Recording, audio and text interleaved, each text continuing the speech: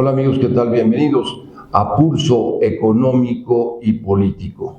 Su servidor José Luis Velasco. Yo tengo como invitado a Eduardo Reyes Escamilla, quien también ya fue síndico en Villa Victoria. Su servidor ya fue regidor en Toluca y justamente hablamos del famoso Plan B de la reforma electoral, que ya viene con un poquito de detalles donde quieren ahorrar presupuesto, quitándole miembros al Cabildo, y es algo que en el Estado de México ya no podemos aceptar, dado que ya sufrimos de esa reforma político-electoral hace algunos años en las pasadas legislaturas, y de eso nos va a comentar nuestro amigo Lalo Reyes Escamilla. Bienvenido, Lalo. Sí, pues muchas gracias, primero que nada, maestro, por la invitación, a nuestro querido amigo Julián Sobrino y a toda la audiencia de manera respetuosa.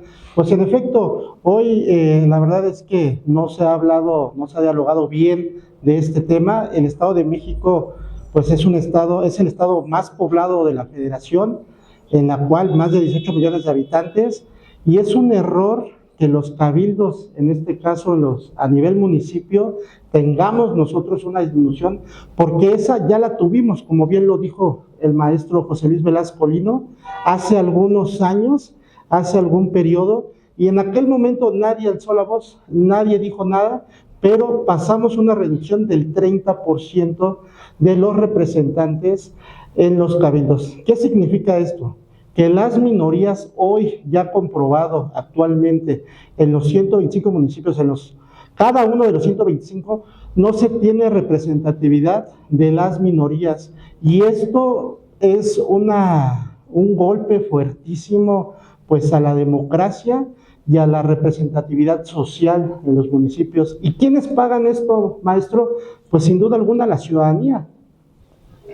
Definitivamente, imagínense, teniendo a Ecatepec en el Estado de México, que es un municipio que tiene 3 millones de habitantes y cuya representación en el Cabildo esté topada a 12 miembros del Cabildo. Caramba, no hay una representación.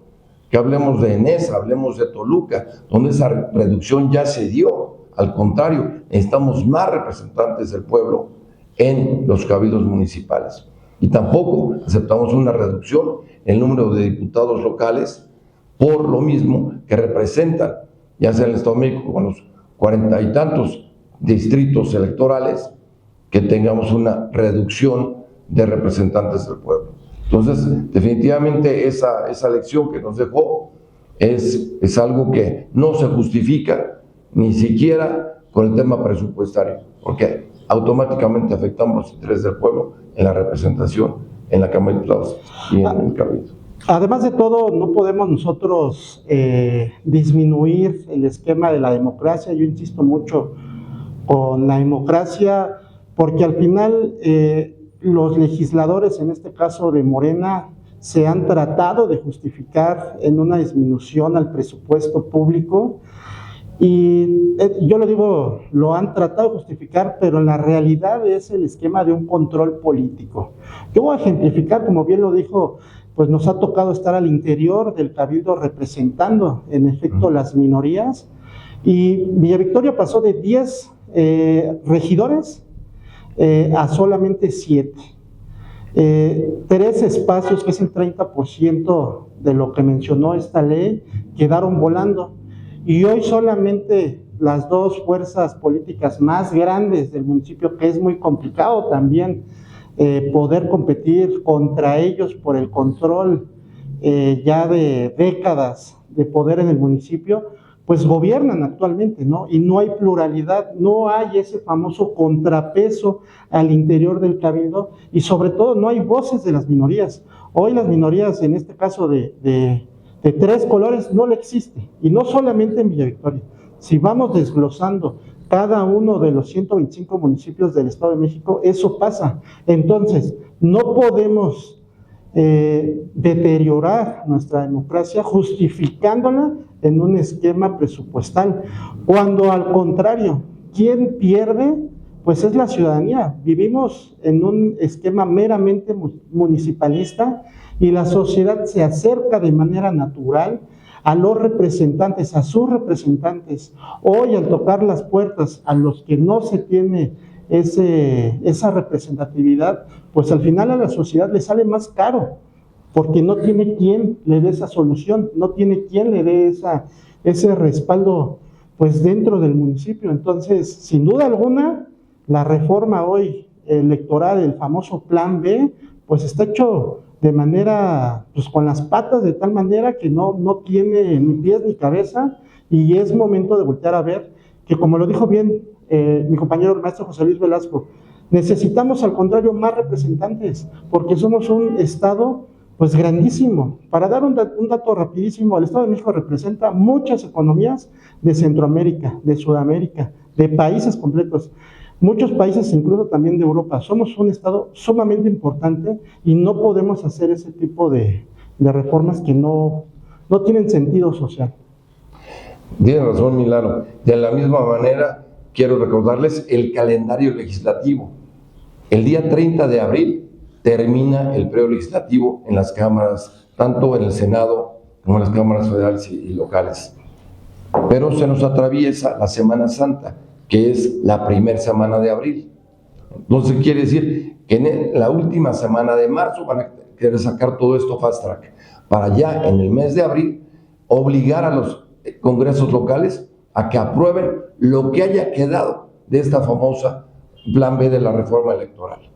Entonces, estemos muy atentos. Ya todo el mundo está preocupado por la Semana Santa, pero no nos damos cuenta de lo que está sucediendo en las cámaras federales y lo que sucederá en la Cámara local en abril. Entonces, este mensaje de Lalo y del servidor va para Juan Ciudadano en todo el Estado de México, en todos los municipios, y volvemos después del corte.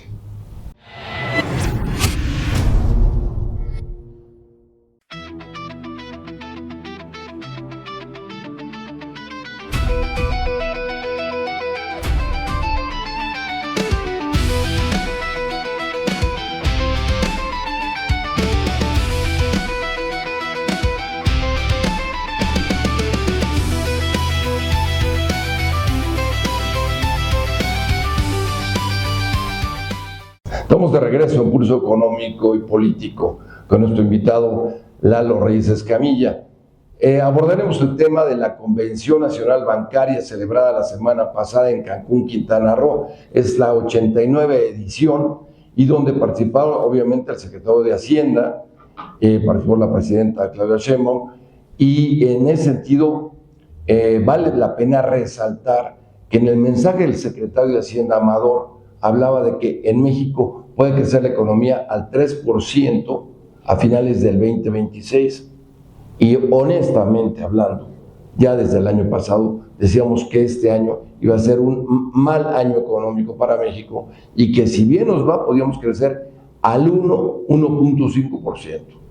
¿Y por qué lo decimos? Porque realmente en este año de negociación con Estados Unidos, con el tema también de nuestro socio, principal socio comercial que es Estados Unidos y Canadá, en estas negociaciones está habiendo un estira y afloje justamente por las negociaciones del TEMEC que ya iniciaron en su primera fase y que de la misma manera esta tensión está impidiendo que llegue directamente inversión extranjera a nuestro país y también de que nos veamos favorecidos con mayor comercio internacional. Sin embargo, todos esos nubarrones en el camino, de ello habló el secretario de Hacienda y lamentablemente no estamos de acuerdo con él. Creemos, insisto, que creceremos entre el 1 y 1.5, pero no el 3. Entonces, esos mensajes tan optimistas no se ven claros una vez que está terminando ya los primeros 3 meses de este año 2026. Y en el segundo tema, la presidenta del Comité de Inversiones del Plan México, Altagracia Gómez, quien es una joven muy pujante, una joven que ha heredado un emporio, también que tiene que ver con temas del agro, pues ella defendió justamente a las pymes. Ella habló de que debieran las pymes recibir un financiamiento con unas condiciones, con unas tasas de interés más bajas. Y en ese sentido, pues evidentemente Lalo es un gran defensor de las pymes e incluso pues vamos a hablar de eso porque de eso tenemos esa experiencia.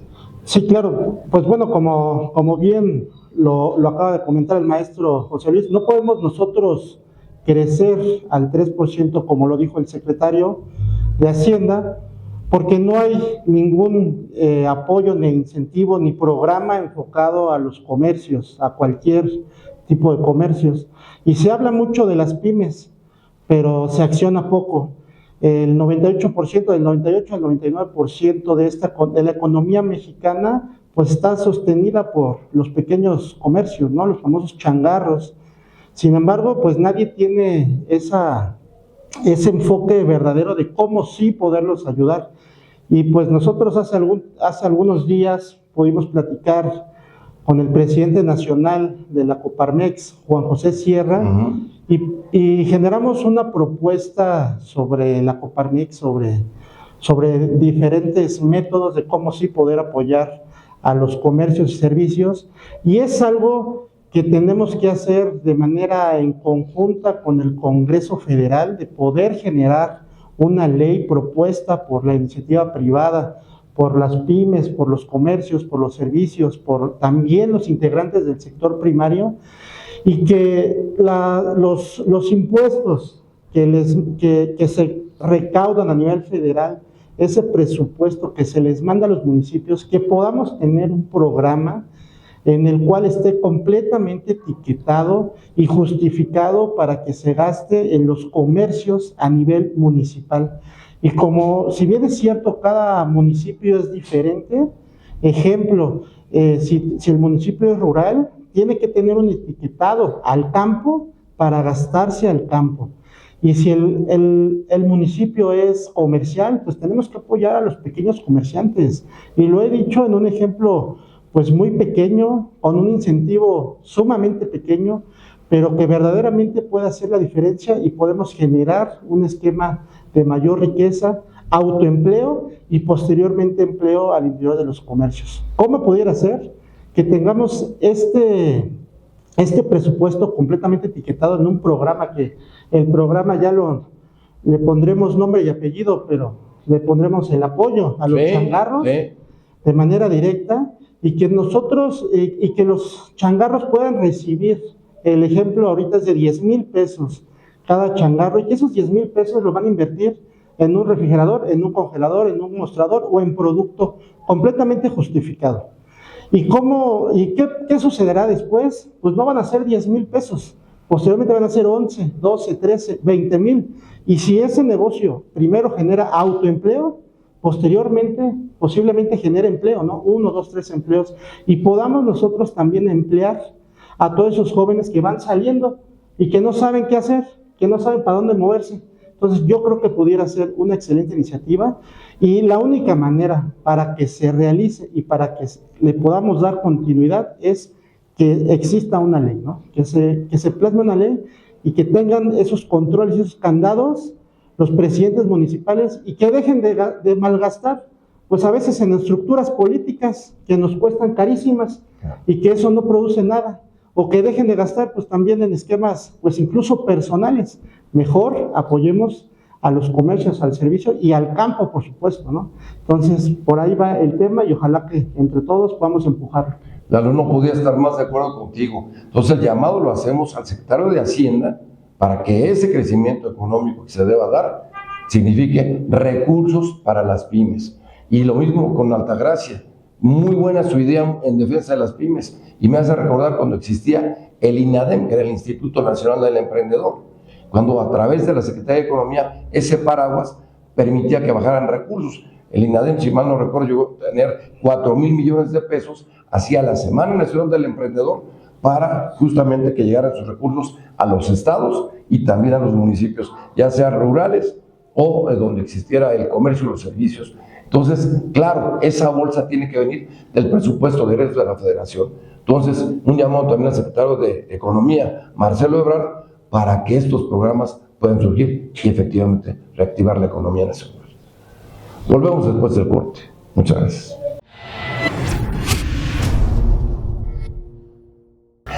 Gracias nuevamente, aquí estamos en Pulso Económico y Político. Ya hablamos de la famosa Convención Nacional Bancaria celebrada en Cancún, y por cierto, La gran crítica es que esa convención se llevaba a cabo en Acapulco en los últimos años. Ustedes saben que Acapulco ha sido lesionada por los sismos, por los huracanes, y que las condiciones económicas de este gran puerto han sido pues lesionadas, y por eso requerimos que haya impulso. Pues no, este año la convención se fue a Cancún, al lugar más pujante del turismo del Caribe de nuestro México, y estamos dándole, apoyando a los ricos, y no estamos apoyando a Acapulco, donde, por cierto, próximamente se llevará a cabo el tianguis turístico. Y hacemos el llamado justamente a los dirigentes en este caso, el Consejo de Comunidad Empresarial, Medina Mora, del Consejo del Estado de México, Germán Jalil, a nuestro amigo, el presidente de Coparmex, ¿con quien últimamente estuviste? Sí, con Juan José Sierra, también hacerle el llamado allá a nuestro amigo, para que se pueda sumar a estas propuestas, estas iniciativas que estamos realizando, y sobre todo, pues, tener el respaldo del sector privado y el respaldo de los medios de comunicación, que también se están sumando como Sinergia TV, y asimismo poder tener pues el respaldo ciudadano, ¿no? Que dejemos de hablar de temas que no tienen ninguna importancia en la sociedad, y que nos enfoquemos a donde verdaderamente sean esquemas para lograr un crecimiento del 3%, que podamos tener temas para poder emplear o autoemplear a la gente, y que tengamos sobre todo temas pues que beneficien a muchas personas, ¿no? Sobre todo a los comerciantes. Fíjate que tienes toda la razón, porque justamente hoy es el último día que están abiertas las ventanillas de apoyo de la Secretaría del Campo. ¿Y qué nos da de comer? El campo nos da alimentos, nos da semillas, nos da frutos, nos da también legumbres, y el campo está muy lesionado por la falta de apoyos. Entonces, hoy hacemos un llamado para que nos acerquemos a las ventanillas de la Secretaría del Campo para pedir esos apoyos muy necesarios para el productor. Y de la misma manera, la familia Reyes Camilla, que son ganaderos, pues debemos hacer notar que la ganadería en el Estado de México cada vez tenemos un hato ganadero más pequeño. Hoy en día representa el 2.5% del hato ganadero nacional, y con dos datos importantes.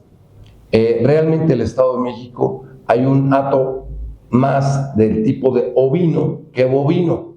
Quiero recordarles que los ovinos son los borregos, de lo cual comemos nosotros la rica barbacoa de los fines de semana que encontramos en todas las esquinas del Valle de México y del Valle de Toluca. Pero el hato ganadero cada vez es menor. Escasamente tendremos 500,000 de ganado. Acuérdense que hay ganado de carne y ganado de leche. Del ganado de leche tendremos 125,000 cabezas y tal vez 500,000 de ganado de carne. ¿Qué quiero decir con esto? Que debemos tener esa importancia, y los señores Reyes Camilla, que son expertos en el tema del ganado, te pido tu opinión, mi querido Lalo. Pues sí, sin duda, creo que lo hemos platicado ya muchas veces, y en el esquema del sector agrícola y ganadero del Estado de México, pues estamos hablando de un 30% de la sociedad que se sigue dedicando a este importantísimo sector, además económico de la sociedad, pero que desafortunadamente históricamente no ha tenido el apoyo real que se requiere.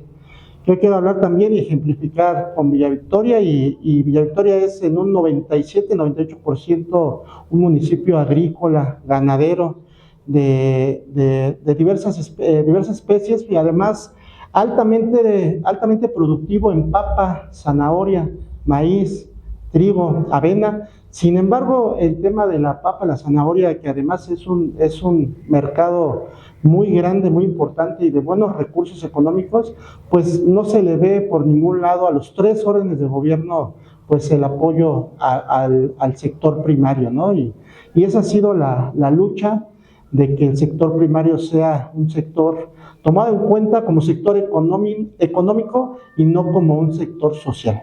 Entonces, ¿cómo podemos apoyarlo?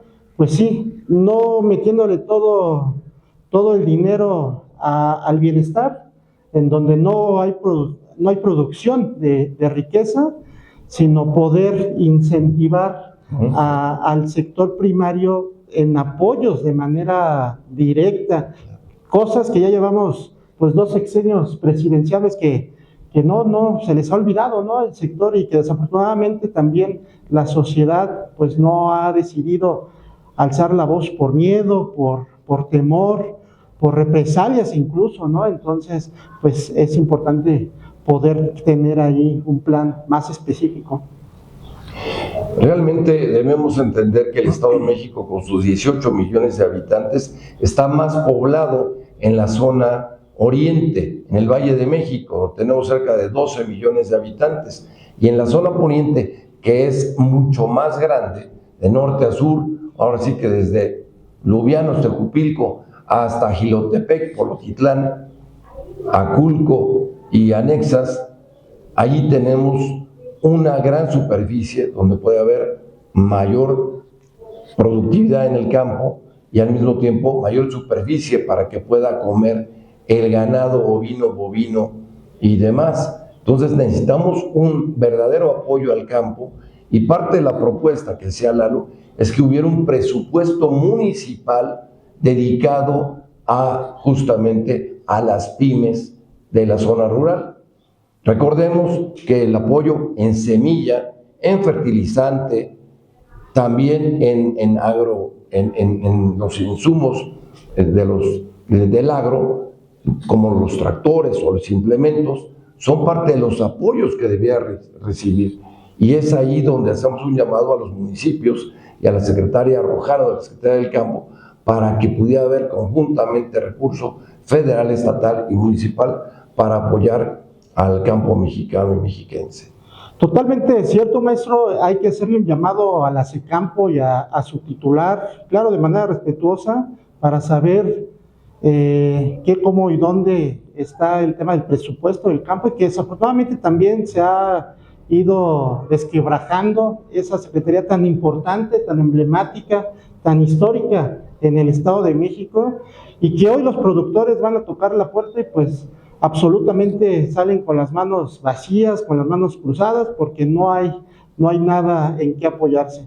Entonces no hay otra manera más que podamos, desde la iniciativa privada, desde los agricultores, desde los productores, poder hacer equipo, poder generar esto que sea ley, y que los municipios tengan ya ese presupuesto, esa dirección con presupuesto, para poder ya apoyar, etiquetado claramente, para que el alcalde de los 125 municipios no lo malgaste y no lo desvíe, y que podamos en manera positiva y real apoyar a los diferentes integrantes del sector primario, ¿no? Mientras esto no exista, pues vamos a enfrentar un campo pues cada vez más alejado de la sociedad, y hoy los jóvenes ya no ven oportunidades en el campo.